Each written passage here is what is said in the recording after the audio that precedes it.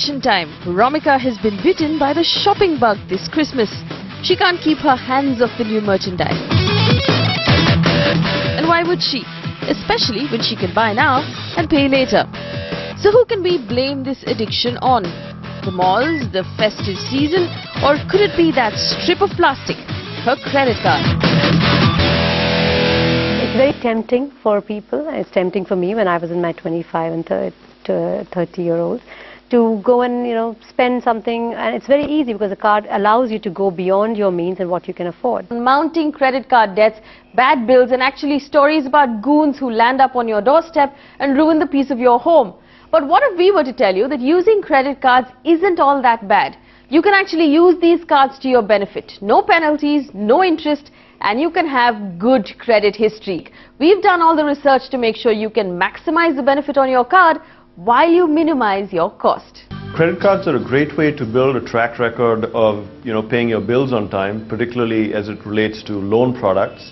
So if you happen to be using credit cards in a very disciplined manner and are honest about paying your bills in full and on time, then it's a great way to build your credit history. Banks today, before they give you a loan, go back and check your track record on all your past facilities on the bureau. And this will show up at that point in time. And nobody wants to lend to a borrower who has not maintained this track record in the past. So you build good credit history today and your home loan might be cheaper in the future. You can get better terms and maybe lower interest rate if you are a good borrower, and you might be paying more if your payment history is not very good. And while you work on building good credit history, you can actually get 45 to 50 days of free credit without paying any interest on your credit card. Let's break up your credit card bill to understand how it works. First, your statement date, the day your bill gets generated. The statement works on a monthly cycle. And the day the payment is expected to be made by you is called the payment due date. Typically, the statement comes to you every month, and you get 15 days to 20 days depending on the card issuer to make that particular payment. So if your statement cycle started on the 1st, your payment will be due on the 15th or the 20th of the next month. That is 45 to 50 days of free credit. The ideal situation would be that you should pay 100% of the amount that you've used on the card, because you're anyway getting a 45-50 day credit. And that brings us to the minimum amount due, which is 5% of how much you owe the credit card company. Typically, 5% is the minimum amount due which you would require. So, for example, if a customer has spent 100 rupees in a month, he would need to make a minimum payment of 5 rupees to avoid getting levied any other charges besides his interest rate. But it's not that simple.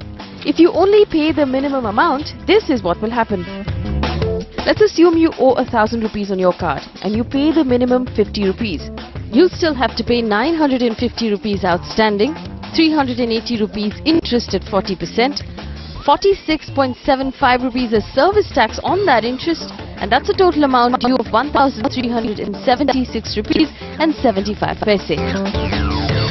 Let's assume you don't pay your minimum amount. You pay all of those charges plus a late payment fee of 10%, and that's a total of 1,549 rupees.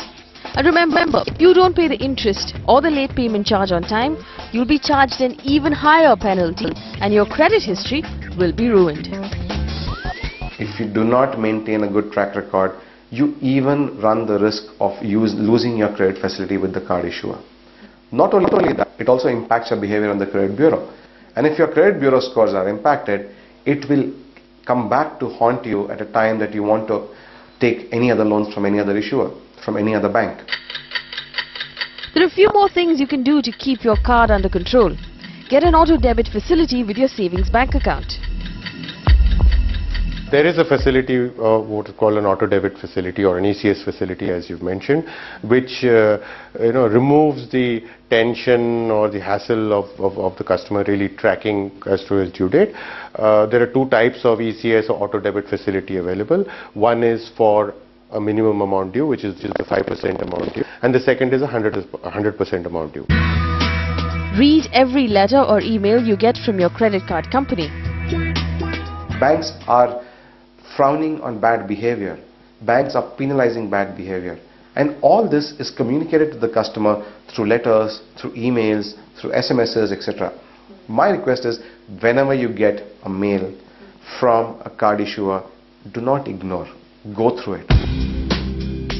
Never withdraw any money from an ATM using your credit card. It can be very expensive for you to do that. You will be levied a transaction fee, which could be anywhere from 2.5% to the amount that you would draw, up to a minimum limit of, say, 300 rupees per transaction. And in case you're unable to clear your dues, immediately convert the outstanding amount into an EMI. Converting large ticket purchases into EMI, which is payable over 6, 12, 18 months, can actually ensure that you pay about 1% to 1.5% per month less interest than what you had normally paid had you rolled over your card outstandings. So go ahead, get yourself that credit card. But remember, find the cheapest card available in the market. Read all the fine print about extra charges and extra interest, and make sure you limit yourself to only 2 credit cards at a time. Alright, so you can be brave and get yourself a credit card, but make sure you use it correctly.